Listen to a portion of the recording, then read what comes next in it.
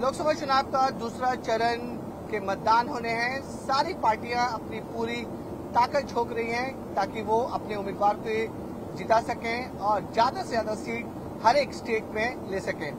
इस समय हमारे साथ बहुत ही खास मेहमान महाराष्ट्र के सीएम एकनाथ शिंदे जी हैं। उनके साथ हमने पूरा दिन गुजारा और आपने सुबह भी देखा कि वो मुंबई से संभाजी नगर गए। तबियत ठीक न होने के बावजूद भी उन्होंने रैली की, क्योंकि ये समय ऐसा होता है कि हर एक नेता को कड़ी मेहनत करनी पड़ती है अच्छे फल के लिए। एकनाथ शिंदे जी हमारे साथ हैं, उनसे बात करते हैं। सर, 2019 का चुनाव और 2024 का चुनाव कितना अलग है? 2019 से 2024 का चुनाव अच्छा है, क्योंकि 2014 से लेके 19 तक 10 साल में जो इस देश में विकास के काम हो गए मोदी जी के नेतृत्व में, ये हमारे राज्य में जो काम हुए पिछले 2 साल में, इसके वजह से कई निर्णय हमने लिए। इंफ्रा प्रोजेक्ट जो शुरू है, जो पिछली सरकार में बंद थे, महाविकास आघाड़ी सरकार, हमारी सरकार जैसी बनी वो सब स्टे हटा दिए। प्रोजेक्ट शुरू हो गए, मेट्रो का, कारशेड का, समृद्धि हाईवे का, कोस्टल का, कई ऐसे, मैं कितने गिनाऊं, अटल सेतु जो गेम चेंजर प्रोजेक्ट है, ऐसे प्रोजेक्ट शुरू हो गए। किसानों के लिए योजनाएं शुरू हुई, महिलाएं के लिए योजना शुरू हुई, युवाओं के लिए, बुजुर्गों के लिए, सभी लोगों के लिए। इंडस्ट्री आने लग गई, इंडस्ट्री आएगी तो एम्प्लॉयमेंट जनरेट होगा, और इसलिए हम लोग आज एजेंडा जो हमारा है डेवलपमेंट का एजेंडा है, और इसके वजह से 2019 से 2024 में लोग हमारे महायुति के साथ है महाराष्ट्र में, और निश्चित रूप से अच्छा सपोर्ट मिल गया। सर, 2019 में जो आपके साथ थे और जो आपके विरुद्ध थे, 2024 में उल्टा हो गया। जो आपके विरुद्ध थे वो आपके साथ हो गए, और 2019 में जो आपके साथ थे वो आपके विरुद्ध खड़े हो गए। ये तो देखो, ये राजनीति में कुछ आइडियोलॉजी होती है, विचार होते हैं, विचारधारा होती है, एथिक्स होते हैं, इसका तो पालन करना चाहिए। 2019 में महाविकास आघाड़ी की सरकार गठित हुई, जो लोग नहीं चाहते, लोग नाराज। इसमें जब शिवसेना और भाजपा गठबंधन से चुनाव लड़े तो उद्धव जी ने बीजेपी के साथ जो सरकार बना दी, लेकिन जैसे ही रिजल्ट हो गया और आंकड़े सामने आने के बाद उन्होंने तुरंत मुख्यमंत्री बनने के लिए कॉम्प्रोमाइज कर लिया, स्ट्रेटेजी बनाई। और बाला साहब ठाकरे जी के, जो बाला साहब ठाकरे जी नहीं चाहते थे, उनके विचारधारा के खिलाफ जाकर सरकार बना दी, और इसलिए जो अपोजिशन में थे साथ में हो गए। लेकिन ये जनता को पसंद नहीं था, हमारे कार्यकर्ता को पसंद नहीं था, हमारे विधायक को पसंद नहीं था, क्योंकि बाला साहब ठाकरे जी की आइडियोलॉजी जो है, ये आइडियोलॉजी पर हम लोग काम करते हैं। और इसलिए जब 2 साल पहले ये 2019 की सरकार वो बदलने का फैसला हम लोगों ने लिया, जनता की सरकार बनाने का फैसला हमने लिया, और सरकार बदल गई। लोग खुश हैं, लोगों को काम चाहिए, लोगों को घर बैठने वाले नहीं चाहिए, लोगों को फेस टू फेस काम करने वाले चाहिए, फील्ड में उतर के काम करने वाले चाहिए। जो हम करते हैं, मैं करता हूँ, देवेंद्र जी करते हैं, अजीत दादा करते हैं। सर, घर बैठने वालों को नहीं चाहिए, तो यह किसकी तरफ इशारा कर रहे हैं? तो दुनिया को मालूम है, जो पहले मुख्यमंत्री थे वो सब घर बैठे अपना कारोबार करते थे। घर बैठ के राज्य नहीं चला सकते।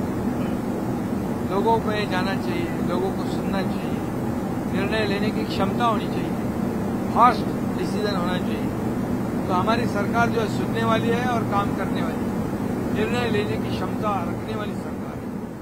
सर, लेकिन ये 2019 से और अभी तक ये सरकार जो टॉपल हुई थी, तो हमेशा कहा जाता था कि 2.5 साल की बातचीत हुई थी। बंद कमरे में उद्धव जी और अमित शाह जी हुए थे कि 2.5 साल उद्धव जी रहेंगे, 2.5 साल बीजेपी के रहेंगे। ये दावा कर रहे उद्धव ठाकरे जी, वो बोले 2.5 साल हमारी बात मानी नहीं गई, 2.5 साल का कमिटमेंट हमने दिया नहीं गया, इसलिए हम सरकार से छोड़ रहे हैं। ये अंदर की बात क्या थी? 2.5 साल वाला कमिटमेंट था क्या? देखिए, अगर कमिटमेंट होता तो मोदी जी और अमित भाई क्यों नहीं करते? उनके पास पूरा देश की देश की सरकार उनके पास हो। और जैसे बिहार में नीतीश कुमार जी को बनाया उन्होंने, वैसे इनको बनाते हैं। लेकिन ये सब झूठ था। सिर्फ अगर बीजेपी के साथ सरकार बनाते वो मुख्यमंत्री नहीं बन सकते, और इसलिए 2.5 साल वाली बात आई। और बंद कमरे में ऐसी कुछ बात ही नहीं हुई। ऐसा अमित भाई खुद बोल रहे हैं, देवेंद्र जी बोल रहे हैं। और ये एक लोगों को गुमराह करने वाली बात है, क्योंकि हमने ऐसा क्यों किया? क्योंकि 2.5 साल हमें दिया नहीं। लेकिन 2.5 साल की बात ही नहीं अगर हुई तो इसका मतलब क्या? तो लोग जानते हैं, ये जनता है, ये पब्लिक है, सब जानती है। सर, लेकिन ये भी है कि उद्धव ठाकरे बोलते हैं कि मुझे सीएम बनाने का मुझे मन नहीं था। महाविकास आघाड़ी में जो लोग थे, जो वरिष्ठ नेता थे, वो मांग कर रहे थे सीएम बनने के लिए, इसलिए मैं सीएम बन गया। ऐसा किसी को क्या पड़ी है? पार्टी का निर्णय पार्टी लेती है। ये इन्होंने ही 2 दूत भेजे और बोले मेरा नाम सजेस्ट करो। ये क्या बात छुपती है क्या? ये पता चल जाता है। उस पूरी प्रक्रिया में जो थे वो तो सब मुझे भी मिलते हैं, बात भी करते हैं। तो ये उनका सपना था बहुत पहले से। बाबा साहब ठाकरे जी का सपना क्या था? कभी सत्ता का पद नहीं लेना, कार्यकर्ताओं को बनाना। लेकिन इनका उल्टा था, हम खुद बन जाए, हमारे परिवार बन जाए। ऐसे सोचने वाले लोग जो है, इसीलिए उन्होंने सरकार का गठन किया जो बाबा साहब ठाकरे की विचारधारा के खिलाफ, बाबा साहब ठाकरे जी के सोच के बाहर, जो कांग्रेस को हमेशा दूर रखना चाहते थे। और उनका कहना भी था जब मेरी पार्टी कांग्रेस बनने जाएगी तो मैं मेरा दुकान बंद करूँ, पार्टी बंद करूँ। तो ये सब है जो लोग नहीं चाहते। और 2.5 साल में सरकार बना के क्या किया? कुछ भी तो नहीं हुआ। डेवलपमेंट रुक गई, कोई योजना नहीं, पब्लिक के हित में कोई निर्णय नहीं। डिसीजन लेने की ताकत होनी चाहिए, नीयत साफ होनी चाहिए, नीति साफ होनी चाहिए, और हमारा इंटेंशन होना चाहिए कि हम पब्लिक के हित में काम करें, पब्लिक की सेवा करेंगे, पब्लिक के लिए निर्णय लेंगे। जब खुद के लिए खुद का स्वार्थ जागरूक होता है तो पब्लिक साइड में हो जाती है। ऐसा 2.5 साल में हुआ। सर, लेकिन ये भी कहा जा रहा है कि यूबीटी फैक्शन ये क्लेम, वो भी आरोप लगाते हैं कि आपको सीएम बनना था, इसलिए आप पार्टी छोड़ के चले गए, इसलिए आपने इतना बड़ा प्लान किया, 40 से ज्यादा विधायक लेके चले गए। ये ऐसा आरोप आप पे लगते रहे। अभी उनके पास क्या है आरोप के सिवा? अभी जो झूठ है वो तो सच्चाई में बदल नहीं सकता है। मुझे बनाने का वो तो खुद ही बोल रहे थे कि खुद को नहीं बनना है, शिवसैनिक को बनाएंगे, तो खुद ही बन गए। भाई खुद बनने के बाद भी मैंने बोला ठीक है आप काम करो, हम साथ में हैं। लेकिन जब महाविकास आघाड़ी में पार्टी टूट रही थी, पार्टी खत्म होने जा रही थी, धनुष्यबाण हमारा खतरे में आया, हमारे पार्टी वर्कर खतरे में आए, उनके ऊपर कई तरह की कार्रवाई होने लगी, केसेस होने लगी, मौका जैसी कार्रवाई होने लगी, तड़ीपारी होने लगी, और मुख्यमंत्री बैठे। ऐसे मुख्यमंत्री जब पार्टी को नहीं बचा सकते, शिवसैनिक को बचा नहीं सकते, तो ऐसा क्या फायदा? तो विधायक लोग वो काम नहीं होता, उनको विकास के लिए फंड नहीं मिलता, ये सब कंप्लेंट तो थे ही। और जब कोई संकट में आता है, किसी के ऊपर आपदा आती है, तो बोले तुम फेस करो। ऐसा कोई पार्टी का लीडर होता है? पार्टी का लीडर बाला साहब ठाकरे जी जैसा, आनंद दिघे जी जैसा पार्टी के वर्कर के पीछे, लीडर के पीछे खड़े होते हैं, ये हाथ ऊपर करते हैं, तुम लड़ो हम कपड़ा संभालते हैं, ऐसा करते हैं। अच्छा, लेकिन आप इतने साल तक बाला साहब ठाकरे के साथ भी आप रहे, उद्धव जी के साथ भी रहे, अचानक इतने साल बाद, इतने साल तक क्यों आपके मन में आया कि नहीं अब अलग होना चाहिए, इस जगह से बाहर निकलनी चाहिए? और ये किसका डिसीजन था? ये डिसीजन आपको कितना टफ था? आपने किसी घर वालों से डिस्कस किया था? आपका पर्सनल डिसीजन था? क्योंकि ये बहुत टर्निंग पॉइंट था आपके पूरे करियर के लिए। बिल्कुल है, टफ डिसीजन था, टर्निंग पॉइंट था, डू और डाई की सिचुएशन थी, कुछ भी हो सकता था, आगे कुछ भी पता नहीं था। हम सरकार में थे, फिर भी सरकार को, सत्ता को ठुकराया, सिर्फ आइडियोलॉजी और पार्टी शिवसेना पार्टी बचाने के लिए। क्योंकि मुख्यमंत्री जो थे वो तो पार्टी से कुछ लेना देना उनको नहीं था, कार्यकर्ताओं से लेना देना कुछ नहीं था, अपनी पक्ष कुर्सी 5 साल तक कुर्सी मिले और एंजॉय करें। तो जब पार्टी खतरे में हो गई, हमारे विधायक का जो फ्यूचर है वो खतरे में हुआ, अगली बार कैसे चुनकर जाएंगे, क्या फेस करेंगे, काम नहीं करेंगे तो लोग क्या हमको वोट देंगे, ये चिंता में सब थे। और जब हमारी पार्टी की आइडियोलॉजी हिंदुत्व की है, सावरकर जी की है, बाबा साहब के विचारधारा की है, तो अगर वो हम उसके खिलाफ जब काम होता है तब कुछ भी बोल नहीं पाते, सब बंदिश थी, पाबंदी थी। तो ऐसे सिचुएशन में काम कैसे करेंगे? और सब में दखलंदाजी थी और पार्टी के वर्कर कोई, पार्टी के लीडर कोई खत्म करने वाली कोई पार्टी होती है, कोई लीडर होता है। जब उन्होंने सोच लिया कि अभी ये हमारी कुर्सी बचे, बाकी किसी से हमको कोई लेन नहीं, तो पार्टी बचाने के लिए हमने किया। ये बहुत टफ डिसीजन था, कुछ भी हो सकता था, लेकिन हम सक्सेस हो गए, कामयाब हो गए। और इसीलिए भारतीय जनता पार्टी ने भी, मोदी जी, अमित भाई, इन्हें सरकार को सपोर्ट किया, देवेंद्र जी और हम लोग साथ में काम करने लगे। तो ये 2 साल में अगर देखते हैं और पिछला 2.5 साल देखेंगे, एक कंपैरिजन करेंगे तो आपको पता चलेगा कि पिछले 2.5 साल वाली सरकार जो है वो निकम्मी, मतलब कुछ काम ही नहीं कर रही थी, पॉलिसी पैरालाइज हुई थी। सब त्योहार, सब हमारे परंपरा, हमारा कल्चर बंद था, तो क्या फायदा है? हम जैसी सरकार बनाए, देखो सब खुश हो गए, एक प्रॉस्पेरिटी स्टेट में आ गई, लोगों के हाथ को काम मिलने लग गया। ये फर्क है, इसलिए हमने किया। सर, आपने बोला दखल अंदाजा थी, रोक टोक था, कौन रोक टोक करता था? किसकी दखलंदाजी सबसे ज्यादा थी कि आप लोग एकदम परेशान हो गए कि काम करने नहीं मिल रहा है, जनता की सेवा करने नहीं मिला? कोई स्पेसिफिक नाम है जो हमेशा रोक टोक करता था, दखलंदाजी करता था, आप लोगों को काम करने से रोकता था? कौन करेगा? और पार्टी का प्रमुख और राज्य का प्रमुख वही कर सकता है। सर, इसमें अब ये भी है कि जब आप उद्धव ठाकरे जी के साथ थे तो इससे भी खबरें आई कि महाविकास अघाड़ी बहुत बड़ा प्लान रच रही थी, बीजेपी के बड़े बड़े नेताओं को जेल में डालने की कोशिश कर रही थी, उन्हें गिरफ्तार करने की कोशिश कर रही थी। ये क्या कहानी थी सर?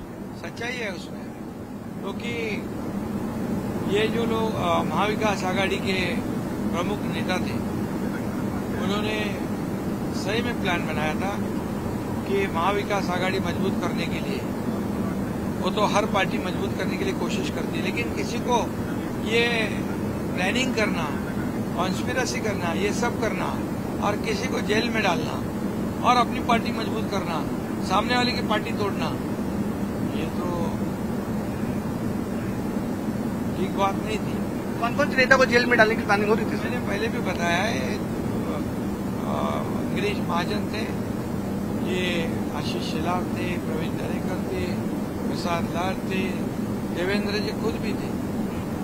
ये इनको जेल में ठूसना और बीजेपी के पार्टी के विधायक तोड़ना, ये पूरा प्लान था, ताकि हमारी सरकार को, महाविकास आघाड़ी को, सरकार को कोई धोखा नहीं पहुंचे। ऐसे कोई पॉलिसी नहीं होता है, ऐसी कोई स्ट्रैटेजी नहीं होती। सर, 2 साल पहले आप उद्धवपुर से अलग हुए, लेकिन अभी की जो देखा जा रहा है कि जो भाषा का उपयोग हो रहा है, खासकर हम आदित्य ठाकरे की बात करें या उद्धव ठाकरे की बात करें या उनके नेताओं की बात करें, वो भाषा खोखे सरकार, गद्दार, ये इस तरीके की जो भाषा उपयोग हो रही है, उसके लिए आप क्या कहना चाहेंगे? ये लोगों को पसंद नहीं है, ये महाराष्ट्र का कल्चर नहीं है और इसका भुगतान उनको चुनाव में करना पड़ेगा, क्योंकि हम काम कर रहे हैं। एक किसान का बेटा मुख्यमंत्री बनता है, क्या उसको हक नहीं है? क्या वो आप हजम नहीं कर पा रहे? क्या हम जो काम कर रहे हैं फील्ड में जाकर उसको हजम नहीं कर रहे? जब से वो एक्सेप्ट करना चाहिए सिचुएशन को, खुद की गलती को महसूस करना चाहिए, लेकिन वो नहीं करते। सिर्फ और सिर्फ आरोप, गाली गलौज करना, ये हमारी संस्कृति महाराष्ट्र की नहीं है। और इसलिए उन्होंने जो गालियां देते हैं वो मुझे नहीं लगती है किसान के बेटा हूं मैं, किसान लोग उसका जवाब देंगे। मैं महिलाओं का काम करता हूं, हमारे महिला बहनें जो है उनको स्कीम्स हम लोग नए नए लॉन्च कर रहे हैं, युवाओं के लिए कर रहे हैं, बुजुर्गों के लिए कर रहे हैं। मैं जिस समाज से, बहुजन समाज से आता हूं, बहुजन समाज को ये गाली है, किसानों को गाली है, एक आम आदमी को गाली है।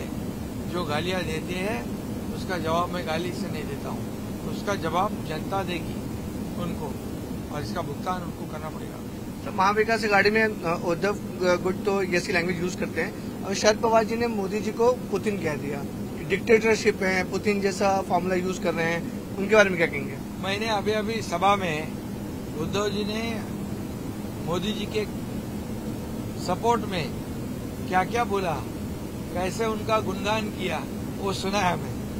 और अभी कैसे गालियां देते हैं, ये कैसे आदमी इतनी जल्दी पलटी मारता है। उसमें मराठी में कहते कुलान टूड़ी, वो जो गिरगिट कलर बदलता है ना, वैसे इतनी फास्ट तेजी से वो गिरगिट तो देखे, लेकिन इतनी जल्दी इतने फास्ट कलर बदलने वाले पहली बार देखे। और पवार साहब भी, उन्होंने भी मोदी जी का गुणगान गाया है। आज उनको पुतिन कहते हैं। आज मोदी जी मैं आपको बताऊंगा, मेरे जीवन में ऐसा प्रधानमंत्री मैंने पहली बार देखा जो 10 साल में एक भी छुट्टी नहीं लिया है, पूरा जीवन देश की सेवा में समर्पित किया है, हमारे देश को एक बड़ा नाम दिलाया है, रिस्पेक्ट दिलाया है। पूरे दुनिया में हमारे भारत देश का नाम लोग रिस्पेक्ट से ले रहे हैं। कोई बॉस कहते, कोई गले लगते, कोई झुक के सलाम करते, नमस्कार करते। क्या है ये कभी देखा था? आज हमारी अर्थव्यवस्था इतनी मजबूत कर दी कि कई देशों की अर्थव्यवस्था चरमरा गई है, डगमगा गई है, लेकिन हमारी अर्थव्यवस्था को मोदी जी ने इतना मजबूत किया, 11वें से 5वें से 3रे पर लाने की संकल्पना। कई योजना, कितने लोग, कांग्रेस तो बोलते हैं गरीबी हटाओ, गरीबी हटाओ, गरीबी तो हटी नहीं, गरीब हट गया। मोदी जी ने 25 करोड़ लोगों को गरीबी से ऊपर उठाया, 80 करोड़ लोगों को मुफ्त में राशन देने का निर्णय लिया। बहुत बड़ा निर्णय है, महिलाओं के लिए कई निर्णय। ऐसे व्यक्ति को व्यक्ति द्वेष, सिर्फ मोदी द्वेष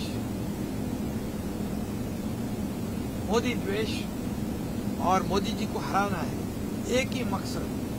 और मोदी जी देश के विकास के लिए लड़ाई कर रहे हैं, और ये उनको हराने के लिए लड़ाई कर रहे हैं।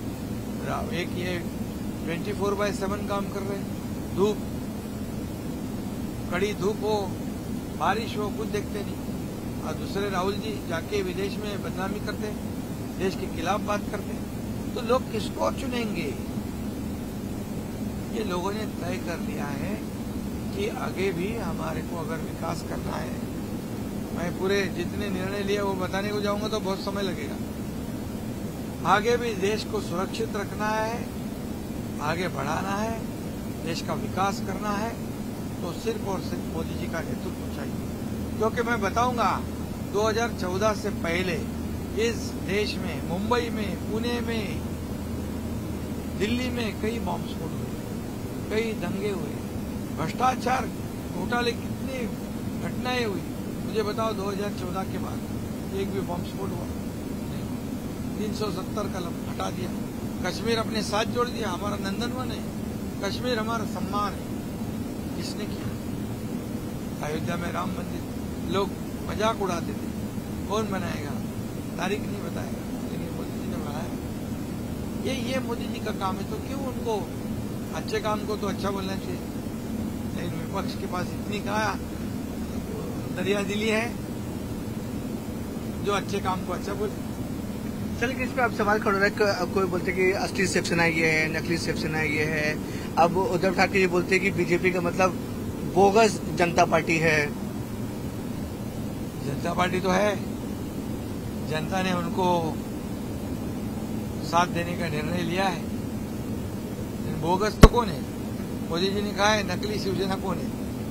नकली शिवसेना कौन है बताया है, क्योंकि विचारधारा बाला साहब की त्याग दिया आपने, धनुष्यबाण को छोड़ दिया, और किसको खांधे पे बिठाया?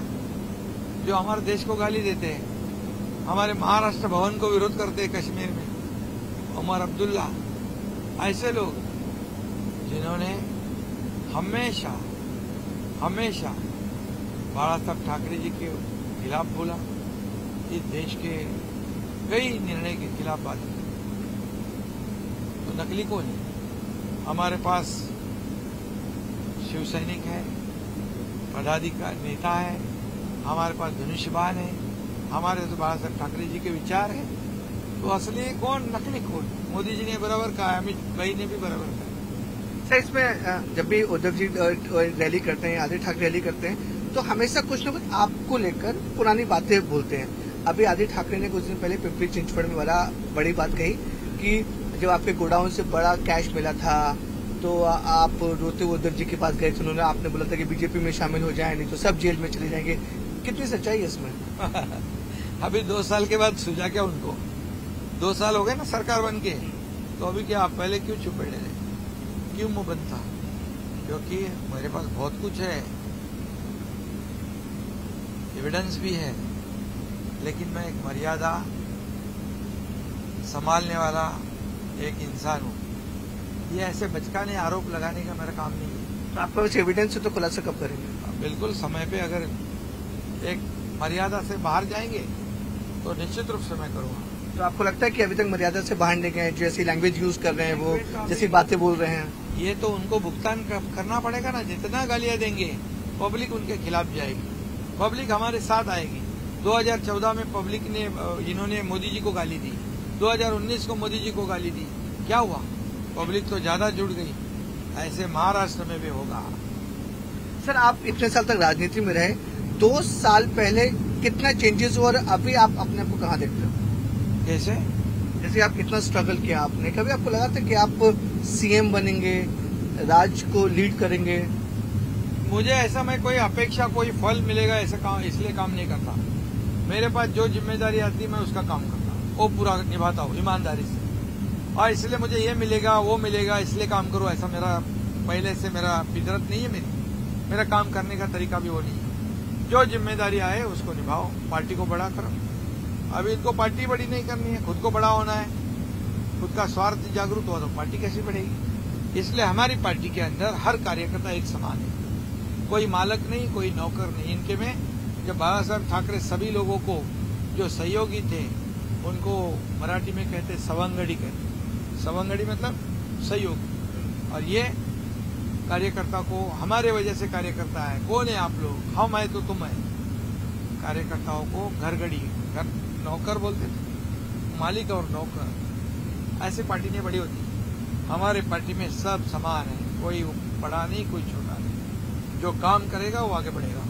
सर, लोकसभा चुनाव की बात करें, लगभग सारी सीट्स बीजेपी ने आपने की, कितनी सीट पर आप लड़ने वाले हैं? और बहुत सी सीट ऐसी है जहां पर आप लोगों ने कैंडिडेट डिक्लेयर नहीं किया, क्या वजह है इस बात की? हो जाएगा अभी, क्या है अभी फॉर्म भरने की तारीख जैसे आती है फॉर्म भरेंगे। कितनी सीट पर लड़ेंगे आप लोग? हम लोग 15-16 सीट पर लड़ेंगे। और ये भी है कि सीटिंग एमपी आपके, जहां भावना गवली की बात करें, हेमंत पाटिल की बात करें, उनको आप लोग ने इस बार एंटरटेन नहीं किया। ये भी बताया जा रहा है कि बीजेपी का सर्वे था या कोई बीजेपी का प्रेशर था आप लोगों के ऊपर कि ये जो विधायक है उनको सीटिंग एमपी की जगह दूसरे को कैंडिडेट बनाया जाए। क्या कोई प्रेशर था आप लोगों के ऊपर? ये सब फिजूल की बातें हैं, ये हवा में उड़ाने वाली अपोजिशन वाली बातें हैं। ना हम पे कोई दबाव है, ना कोई प्रेशर है। हम निर्णय लेते हैं, एक दूसरे को विश्वास में लेके निर्णय लेते हैं। जब कोई ऐसा भावनाताई हो या और कोई भी हो, वो उन्होंने गलत किया इसलिए उनको चुनाव से बाहर रखा, ऐसी बात नहीं। कुछ समीकरण होते हैं, कुछ गणितें होती है, लेकिन कैंडिडेट चेंज करने के बाद वो लोग कैंडिडेट जो दिया है पार्टी ने उसका काम कर रहे हैं। यह सबसे बड़ी बात है, यही तो तकलीफ है उनको, क्योंकि उनका जो फितरत है कि अगर सीट चेंज होती है तो बगावत हो जाएगी, ये होगा।